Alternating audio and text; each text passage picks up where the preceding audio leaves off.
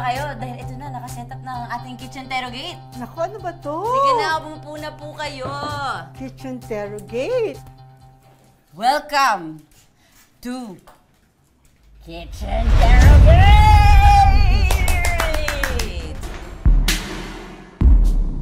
Pili na po kayo ng unang Caldero Ret natin para sa unang tanong.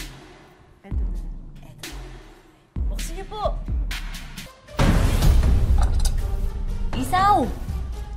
Kumakain po ba kayo isaw? Kumakain o naman makain ng ng mga isaw. isaw, pero kailangan may sausawan. May suka. Toyo? Ako, toyo kalamansi. Para sa unang tanong ko, ano po dating naging insidente sa aeroplano? Perwisyo ang mahigit 170 pasahero nagdesisyon ng piloto na ibalik ang eroplano sa NAIA para pababain ang aktres na si Melissa Mendez. Okay po ba sa inyong ikwento ngayon yon? Kung ano ang anggulo ninyo? Wag na. Kailangan niyo pong kainin yung isaw kung gano'n. Oo, kakainin. Oo, kakainin yung isaw. Start na? Opo! Naalala niyo po ba first time yung matikman ng isaw? Hindi na, tagal na. Talaga? Kamusta? Sarap. Masarap yung pagluto ng isaw? Sarap kahit wala yung ano, Opo. walang sausawan. Tinibuhay ng pangalawa. Oh. Ano po yan? Manok ba to? Ulo? Bakit po kayo na? Hindi. Ako din po eh. Sa lahat po ng naging project nyo sa showbiz, magbigay po kayo sa amin ng isang insidente na hindian nyo na po yung hinihingi ng direktor sa inyo. Meron. Sige po, ikwento nyo na po.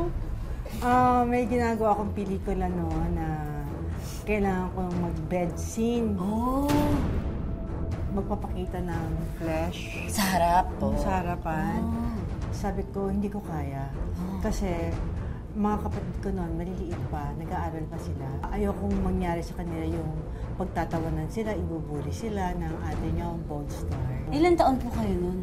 19. 19 lang. 19 lang. At that time, sikat na sikat yung mga bold films, saka action films. Yung totoong reason nyo, yung root reason nyo for saying no dun sa director at inisip nyo yung mga kapatid nyo, pamilya nyo. Breadwinner din po kasi kayo noon, Oh, di ba? breadwinner ako when I was 18. Pero napakasipag ng tatay ko at nanay ko. Tatay ko nag-Saudi Arabia siya for 4 years. Tapos ang mother ko naging businesswoman naman siya.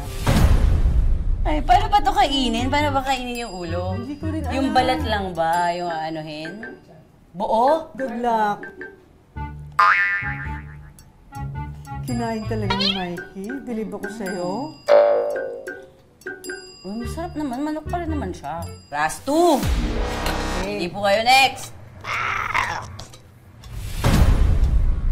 Leeg. Leeg. Pwede kayo mag-share po ng kahit isa lang na naging struggle niyo po, tapos sinamahan niya kayong pagdaanan yun at ma-overcome yun. Yung sa sa incident na yun sa aeroplano, masyado nagkaroon ako ng depression. Oh. Tapos, ayaw kong lumabas. Kasi I was thinking na baka maniwala sila sa mga sinabi ng kalaban ko na lasinggera ako. Tapos yun, nagkademandahan kami. Dinimanda niya ako. Umabot po Dinimanda sa ko rin kaso. siya. Pero wala, na-dismiss. Hindi din umabot sa court? Hindi na. Hindi na. During that time, talagang I was devastated. Umiiyak na lang ako bigla-bigla. And I would call my mom and my dad to come over here to comfort me, ganyan. And yung prayers talaga. Aside from God, I sought the help of a professional. Ah, talaga po. Nakatulong talaga? Nakatulong talaga. Thank you po for opening You're up and welcome. sharing that. At dahil magaling si Miss Melissa sumagot, kakain na naman ako. Masarap ang leg. Paborito ni Susan yan. Gusto niyo po? Tigisa tayo. Sige, Sabayan sige. niyo na ako. Sabayan kita. Cheers! Cheers! Masarap nga kasi mabalat. Masarap. Last question na po tayo. Okay. Okay, last na po. Pili na kayo. Dalawa na lang yan.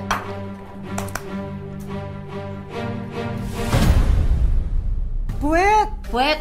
Hindi ako kumakain ng puwet. Talaga po? Naku, Asawa asawa ko. Paborito yan. Oh? Hihirapan ko kasi hindi gusto ni Miss Melissa tong puwet. Okay! Yan. Tita, sa lahat po ng nakatrabaho niyong artista, sino ang ayaw niyo nang makatrabaho ulit? At bakit? Kasi at that time, napaka-unprofessional niya. Ang call time namin is 7 a.m. Tapos kami dalawa nung veteran actress, dalawa kami naghihintay lang sa baba Oh my. at hindi kami makaalis. Parang kahit ako, ayoko malaman yung pangalan, pero tita, sige, bulong mo na lang sa akin sino. Oh my God! Bahala na kayo, mga kapitbahay, maghula kung sino yan, pero sinagot ko kita. Ako din kakain ng puwet. O, tara na. Sige na. Huwag mo kang pakainin niya. Bilisan na natin. Okay, ready? Sarap! Thank you so much, Tita Melissa. Thank you for having me. Sa pagiging game, ganyan sa lahat. Hindi, sana nag-enjoy po kayo. Sobrang nag-enjoy ako. Sa tingin niyo po, luto na yung pizza natin? Tingnan natin.